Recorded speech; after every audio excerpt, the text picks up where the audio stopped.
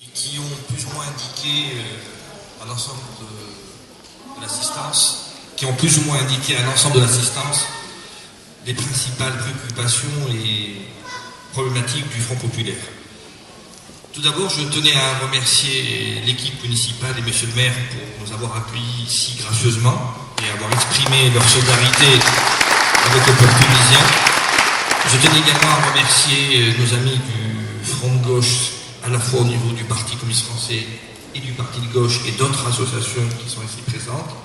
Et comme l'a dit notre camarade Hakim, également nos camarades du Parti Al-Massal qui nous ont fait l'honneur d'être parmi nous aujourd'hui. Pour aller droit au but, parce que c'est souvent ce que je fais, le combat que nous avons mené depuis 3 ans a fini par porter. Nous avons une constitution qui constitue une bonne base de travail. Ce n'est pas celle dont nous rêvions, effectivement, mais nous sommes dans un combat politique et le compromis est l'un des fondements de l'œuvre politique. Donc c'est une constitution qui, au vu du rapport de force numérique à l'Assemblée constituante, qui, au vu de notre désorganisation militante, est largement en deçà de notre capacité d'intervention. Cette constitution est ce qu'elle est aujourd'hui parce qu'elle a été écrite avec le sang de Allah Rahmou de feu Mohamed Brahmi. C'est le sang de Mohamed Brahmi qui a été l'encre qui a servi à écrire cette constitution. Si vous aviez vu la 3e mouture, le 3e brouillon de la constitution qui était issu du comité des compromis Lajnat Tawafouqat à la fin janvier, et celle que nous avons pu faire passer le 26 janvier 2014, c'est le jour et la nuit. C'est une constitution qui consacre définitivement le droit des femmes, le code de statut personnel. C'est une constitution qui parle noir sur blanc de la liberté de conscience. C'est une constitution qui aborde la question tahmish, la question de la marginalisation des zones intérieures du pays. Donc, il y a beaucoup d'éléments positifs dans cette constitution et pour nous, au Front populaire, nous l'avons voté, notre groupe parlementaire l'a voté et nous l'avons défendu bec et ongle. Il est clair que sur les questions des droits économiques et sociaux, sur la question de la place des jeunes, sur la question de la peine de mort, il y a encore beaucoup à faire. Mais la bataille que nous avons gagnée, rappelez-vous, Ennahda voulait une constitution qui faisait de l'islam l'une des bases, ou la base de la législation, de Tashri'a. La Nahda parlait du rôle complémentaire de la femme. Et Nahda voulait que dans l'article 1, la Sharia soit indiquée noir sur blanc. Et donc, il faut que la gauche tunisienne, cette gauche plurielle, cette gauche marxiste, cette gauche social-démocrate, cette gauche nationaliste arabe, cette gauche arrête de se flageller. Aujourd'hui, nous devons dépasser ce sentiment de ce verre à moitié vide. Le verre est à moitié plein. C'est Mohamed Brahmi, c'est Al-Rahmou Choukri, c'est Mohamed Ben Mufti, c'est dernièrement un camarade de la jeunesse Ouattad qui a été abattu lâchement à Ferienne, donc dans le Gasserine. C'est tous ces camarades, c'est ces 8 soldats abattus à Shrambi, c'est tous les membres des forces de l'ordre qui ont été abattus lâchement par des djihadistes en Tunisie. C'est tout ce sang-là, c'est ces centaines de milliers de personnes, c'est vous devant le consulat général de Tunisie à Paris, à Marseille, à Strasbourg, qui avez pendant cet été poussé ce gouvernement à reculer, poussé la Troïka à accepter une constitution qui aujourd'hui vraiment dans notre espace arabo-islamique la meilleure des constitutions. Elle est perfectible et la bataille ne s'arrête pas là parce que nous devons aujourd'hui la conforter avec un arsenal législatif important et la traduction de cette constitution doit se faire au niveau de lois qui respectent l'esprit et la lettre de cette constitution qui est somme toute une constitution démocratique qui instaure définitivement la civilité de l'État tunisien et qui nous donne aujourd'hui une cour constitutionnelle. Et aujourd'hui, cette constitution est un frein définitif pour ceux qui voulaient contourner l'aspect démocratique, civil de notre État-nation qui est la Tunisie. Donc, aujourd'hui, nous avons en main une constitution qui, dans les batailles politiques à venir, va enlever à notre ennemi politique, qui est un Nahda essentiellement, des arguments sur le takfir, puisque le takfir aujourd'hui, le takfir, l'apostasie, le fait de traiter quelqu'un de kafir, fait qu'aujourd'hui c'est pénalement répressible. Donc aujourd'hui, beaucoup des arguments qui ont été développés par un Nahda pendant la campagne électorale du 23 octobre vont être complètement caduques. Donc cette constitution est une constitution qui va permettre de neutraliser une partie de l'arsenal idéologique qui a servi à Nahda pendant la campagne du 23 octobre et donc qui va nous laisser les coudées franches, non, mais les coudées suffisamment franches pour travailler sur des problématiques économiques et sociales et culturelles. Pour ce qui est du gouvernement, ce gouvernement n'est pas notre gouvernement. Et ce n'est pas le gouvernement issu du dialogue national. Mehdi Juma a été imposé au quartet qui nous l'a imposé. Notre relation historique avec l'UGTT et avec d'autres éléments du quartet, en particulier l'Ordre des avocats et la Ligue tunisienne des droits de l'homme, et dernièrement avec le TICA, nous a imposé cette relation, nous a imposé d'accepter le gouvernement Mehdi Juma. Mehdi Juma n'était pas notre candidat. Il n'est pas issu d'un consensus national. Puisque vous le savez, ce fameux samedi soir, tout le front de salut national a refusé de voter pour Mehdi Juma. Et nos amis du Parti républicain ont même quitté la salle. Nous avons assumé au Front populaire nos responsabilités.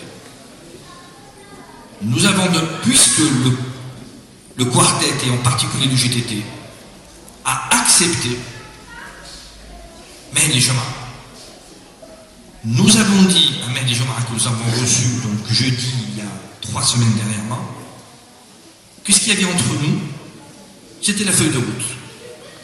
Et que le premier examen qui devrait passer devant l'opinion publique tunisienne était représenté par la composition de son gouvernement. Et lorsque nous l'avons reçu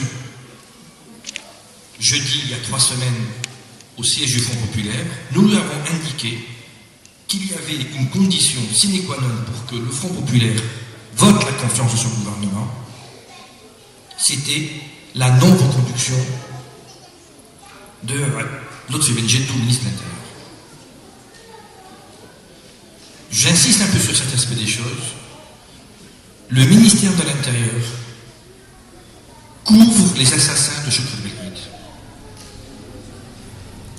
Le ministère de l'Intérieur a appris 15 jours avant leur assassinat de feu Al-Hajj Mohamed Brahmi par une note distribuée par la CIA qu'il y avait des risques très très importants concernant la vie de Hajj Mohamed Brahmi. Personne au ministère de l'Intérieur, ni le ministre, ni ses 5 directeurs centraux n'ont pris la peine de descendre dans une cabine téléphonique à Tunis, mettre 200 000 lignes et d'une manière même anonyme dire à si Mohamed Brahmi, à notre camarade Mohamed Brahmi, fais attention à toi. On l'a laissé se faire abattre comme un lièvre, Mohamed Brahim. Et on ne veut pas, parce qu'aujourd'hui le Front populaire a payé le tribut du sang, on ne peut pas accepter la présence d'un ministre qui a cautionné la non-poursuite des enquêtes sur l'assassinat de Chokri, qui à la date de ce jour n'a toujours pas expliqué comment il a laissé faire l'assassinat de Mohamed Brahim. Mohamed Ben Mofti a été abattu le 26. L'enquête à la date de ce jour, l'inspection générale des services n'a toujours pas expliqué comment Mohamed Ben Mofti a été abattu. Et comment se fait-il que dans l'insurrection populaire du 7 et du 8 contre les taxes iniques qui ont été imposées par la loi de finances, notre jeune camarade de la jeunesse des patriotes démocrates unifiés a été également tiré comme un lapin et est mort de ses blessures et a été enterré il y a quelques jours. Le Front populaire a donné au combat démocratique tunisien 4 martyrs. L'armée nationale a donné plus de 13 martyrs. Les forces de l'ordre ont donné plus de 17 martyrs. Qu'on ne vienne pas nous dire qu'aujourd'hui, Ennahda nous a fait cadeau de la Constitution. Qu'on ne vienne pas nous dire aujourd'hui qu'Ennahda nous a fait cadeau de ce gouvernement. Nous avons arraché au prix du sang, au prix de la sueur, au prix de centaines de milliers de manifestants, ce gouvernement et cette Constitution. Le gouvernement Mehdi Jouma est un gouvernement dont nous avons refusé de voter la confiance. Mais au Front populaire aujourd'hui, nous n'appelons pas à la chute du gouvernement Mehdi Jouma. Entre nous et lui, il y a la feuille de route et il y a la remise en cause de postes ministériels qui aujourd'hui peuvent entraver de manière claire, nette et précise le processus démocratique et son couronnement, c'est-à-dire l'organisation transparente d'élections. Le gouvernement Mehdi Jouma, outre un ministre responsable moralement de par sa passivité de l'assassinat d'un élu du peuple et d'un dirigeant du Front populaire, comporte également un ministre des Affaires religieuses qui n'était que membre du cabinet du ministre des Affaires religieuses, M. Nourdine Khan. Ce ministre, Sitlili, est un ministre qui ne reconnaît pas le droit des femmes et qui, sur les réseaux sociaux, continuait jusqu'à il y a 4 jours à se battre contre le code de statut personnel. Le ministre actuel, Sitlili, des Affaires religieuses, représente la frange la plus fanatique d'Ennahda. Le ministre de la Justice et des droits de l'homme et de la justice transitionnelle a contribué au démantèlement de la Ligue tunisienne des droits de l'homme. Il a fait partie de ceux qui ont traité Mourtada Trifi de suppôt de l'étranger. Il a, en 2009, donné un quitus moral aux élections de 2009, législatives et présidentielles, à Ben Ali, en tant que membre de la direction de l'Observatoire des élections de 2009. C'est ce même ministre qui a été instrumentalisé par Ennahda et en particulier par Nourdine Mahiri pour préparer l'argumentaire constitutionnel. Est-ce que la fin de l'année qui était prévue dans le décret présidentiel achève la légitimité de ce gouvernement ou pas? Vous savez qu'en Tunisie, les gens sont allés voter pour une ANC qui théoriquement devait durer 1 an. Elle n'a naturellement pas duré 1 an, puisqu'elle a duré 3 ans. Et c'est ce même Hafez Ben Salah qui a développé l'argumentaire qu'a utilisé Ennahda au niveau constitutionnel pour dire non, le décret présidentiel s'efface devant le suffrage universel et l'ANC. Pour vous dire que dans ce gouvernement, nous avons également un secrétaire d'État aux collectivités territoriales qui est connu pour être membre de la partie membre de la Troïka et qui procède aux nominations de l'ensemble des fonctionnaires territoriaux.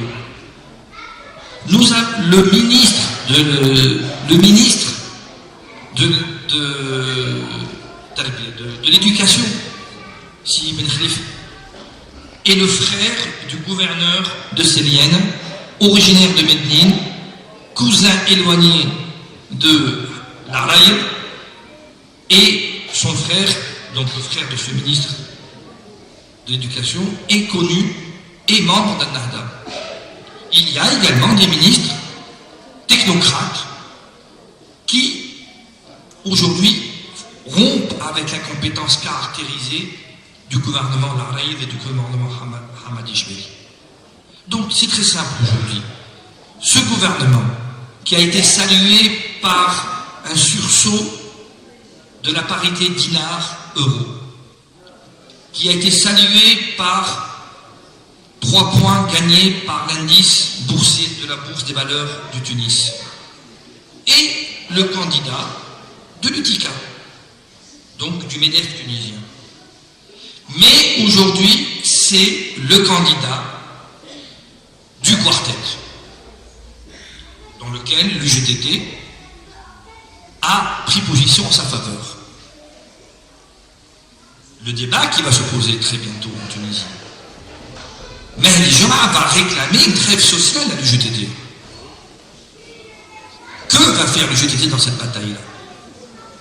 Mehdi Jama, aujourd'hui, doit respecter, et lors de la dernière rencontre que nous avons avec lui, c'était très clair, c'est le respect à la lettre de la feuille de route qui va déterminer notre position vis-à-vis de ce gouvernement. Il doit procéder à la dissolution des prétendues ligues de protection de la révolution, qui sont des ligues fascistes, qui sont en train de terroriser les quartiers populaires. Il doit garantir la neutralité des mosquées. Il doit procéder à une loi de finances complémentaire qui corrige complètement la loi de finances qui a été votée et dont les méfaits ont été détaillés par notre ami et camarade Fatih Cheikh. Il doit aujourd'hui s'engager sur une réforme fiscale dans laquelle ce ne sont pas uniquement les salariés qui sont l'essentiel qui assurent l'essentiel de la ponction fiscale, mais également le capital. Et il faut que vous sachiez, par exemple, en Tunisie, les gains boursiers ne sont pas taxés. Parce que nous avons besoin, entre guillemets, de favoriser la bourse tunisienne. Donc, le gouvernement Mehdi Jama est un gouvernement qui va être suivi sous la loupe par le Front populaire, également par les partenaires sociaux et en particulier par l'UGTT, et nous allons tout faire pour que la feuille de route soit appliquée. Vous me direz, si la feuille de route n'est pas appliquée, et il y a de forts risques qu'elle ne soit pas appliquée, eh bien, nous ferons ce que nous avons à faire et nous demanderons la rectification de ce gouvernement. D'ores et déjà, il faut que vous sachiez que la présence de 3 à 4 ministres est l'objet d'intenses débats et que nous sommes en train de réclamer le changement de ces 3 à 4 ministres. Le rapport de force, votre mobilisation, la nôtre, tout ceci permettra de rectifier le tir sur ce gouvernement-là.